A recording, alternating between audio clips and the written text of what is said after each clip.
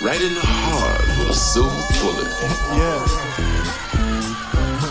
I think they plotting on me. Don't wipe their feet when they enter the L.A.R. I feel a cold stare. Am I a bad mom for charging my 18-year-old son rent, even though he's still in high school? I'm a single mom. I raised my son. He's a senior in high school. He's already decided no college for him. He has a part-time job. He's working like 25 hours a week, so he's making money. You know, I've got bills. I'm paying the mortgage, groceries, you know, all that, the phone. So as soon as he turned 18, I told him, you're going to be paying rent. How much rent do you want him to pay? Or is he paying already? Paying me $400 a month in rent, and it's going towards all of the expenses. The reason why I'm doing this is not just because, you know, it's expensive having all the things we have, but also I just don't want him to turn 19, 20 and move out, and then he's never done bills before. Who's giving you a hard time for this? My mom, she freaked out when she found out.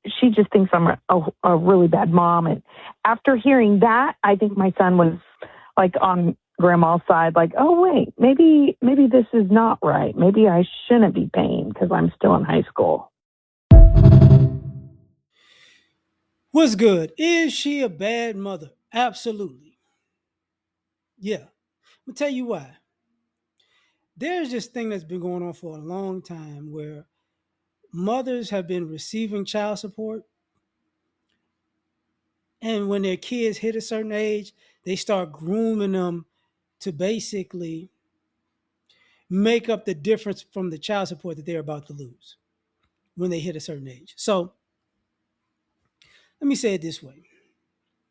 9 times out of 10, that mother is receiving child support for their kid, using the child support for her bills, and charging the kid rent while the kid's still in high school. Yes, you're a bad mother. Yes. Now, if you want to teach the kid responsibility and say by the end, you know, and don't let them know by the end of the day, when they're ready to move out, which I'm gonna get to that too, you give them that money back, then you're a dope mother because you're trying to teach a lesson, but you're not cutting them off at the knees. But generally, mamas ain't giving that money back. And here's the thing about the hours. Generally, what they do is, you know, they charge just enough for the kid to do kid stuff, but not save enough to go out on their own so they can constantly pocket more money. And then if the kid makes more money, they take more money. So yeah, this is a thing. And unfortunately, people don't like talking about it, but you know, this concept of, oh, am I a bad mother? Yeah, you're a bad mother. And you know you're a bad mother. And if the, you know, and generally, like when the father hear this, is like, here we go with this BS. Because part of the issue is your kid's not going to college, right? So if he's not going to college, he's automatically has to work for you. Because what you're saying is, okay, since they want to work, they're gonna pay my bills.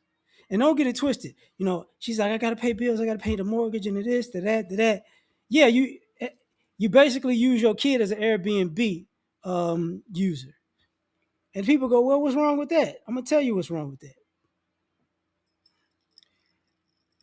By the way people talk about the economy and say it's bad, when is that kid gonna have enough finance to leave? See, some of y'all don't want to hear it, but mama don't want the kid to leave until she find a man who can actually pay the bills for her. Because if that, and here's where I'm gonna throw I guess a monkey wrench in this BS. When these kids go to college, mothers usually get the child support extended, so they receive the money while the kid's in college, and usually that kid doesn't see a dime of that. They're not even in the house with them. They're at they're on college campus. they ain't gonna get a dime out of them. They might get some snacks every now and then, but you know, that father's gonna be paying child support to the mom, and the kid ain't gonna see it because hey, the kid ain't used to been having the kid isn't used to seeing the money anyways. So this becomes an issue. So a lot of times y'all try to cover this up, you know. So when the kid wants to pay for prom because they're working, what you gonna do? Well, you gotta pay for prom. You got if you want to go to homecoming, you gotta pay your rent. Rent. You want to go to you want to enjoy your spring break, you gotta pay your rent. Think about that. That kid is gonna be paying rent the month that they graduate. And let me rewind this since we want to do context.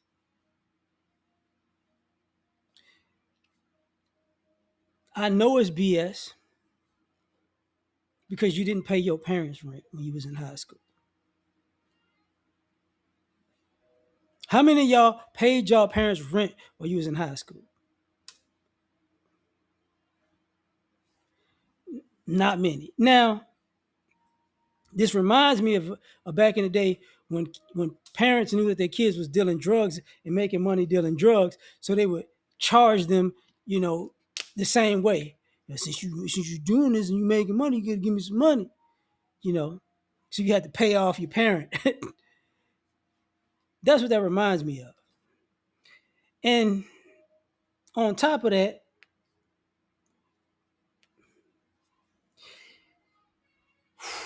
no nice way to say this.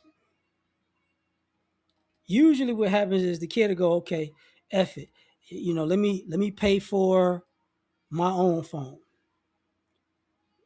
So now whatever amount of money that you was paying on the phone bill, they took it off. But guess what? You're gonna charge them. You know what? Since you said I spend you know, I eat a lot of groceries, I'm gonna buy my own groceries. Usually you're gonna eat them and then charge more. This is what y'all do. This is generally what y'all do. The more responsibility that kid takes off that adult's plate, that adult usually takes advantage of the situation. And this is why sometimes y'all don't get along and you wind up in these quote unquote strained relationships with what was that called? It's not ghosting your parents, it's not alienation, it's not quiet quitting. And they call it setting boundaries, but basically it's quitting your parents, you know.